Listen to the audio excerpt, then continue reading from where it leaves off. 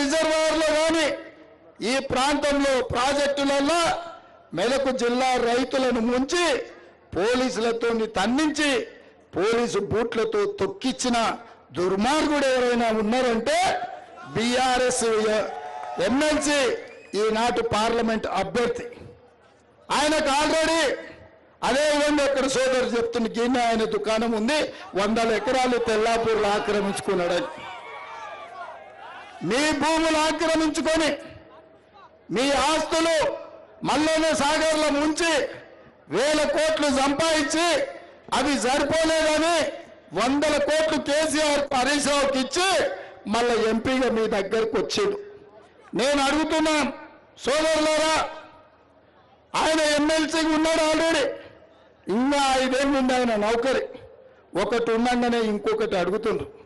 ఇదేమన్నా పెళ్ళి అనా? ఓ పెళ్ళి ఉంటే 2 పెళ్ళి చేసుకోనికే కుర్చీ మీద కుర్చేస్తారా? కుర్చీ మీద కుర్చేస్తారా? లేకపోతే పెగ్గు మీద పెగ్గేసినట్టు 2 పదవులు ఉంటాయా? కేసీఆర్ మరి వేసినప్పుడు ఇచ్చిండో, టికెట్ దిగినప్పుడు ఇచ్చిండో నాకు తెలియదు.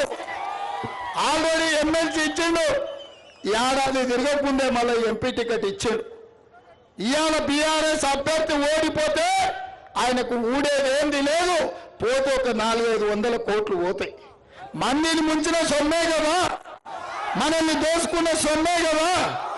కాబట్టి ఇచ్చింది తీసుకోండి, తెచ్చింది గుంజుకోండి, అంగిలాగు గట్టిగా ఉంటే ఇడిపించుకోండి, అవి కూడా మన సొమ్మే. అన్ని తీసుకున్నాక తూర్పుకు తిరిగి దండం పెట్టమని చెప్పి సలాకితోని వాత పెట్టు. అందుకే మిత్రులారా, నిన్న మొన్న బీజేపీ నాయకులు, ఈ దేశ ప్రధానమంత్రి నరేంద్ర మోడీ గారు, అమిత్ షా గారు వచ్చారు. 10 ఏళ్ళు వాళ్ళే కదా ప్రధానమంత్రిగా ఉన్నది, హోంమంత్రిగా ఉన్నది. తెలంగాణ రాష్ట్రానికి వచ్చినప్పుడు మనం ఏం ఆశిస్తాం? పెద్దలు వచ్చినప్పుడు, పెద్ద మనుషులు వచ్చినప్పుడు ఏమన్నా తెస్తారేమో, తెలంగాణకి ఏమన్నా ఇస్తారేమో అనుకున్నా. నేను గతంలోనే ఆయన పోయి అడిగిన, మా పటాన్ చెరువు రామచంద్రాంపురం వరకు మాకు మెట్రో రైలు కావాలి అని. ఇస్తాడేమో అనుకున్నా. అదేవిధంగా మనం మూసీ రివర్ డెవలప్మెంట్ ఫ్రంట్కి నిధులు అడిగినాం, ఇస్తాడేమో అనుకున్నా.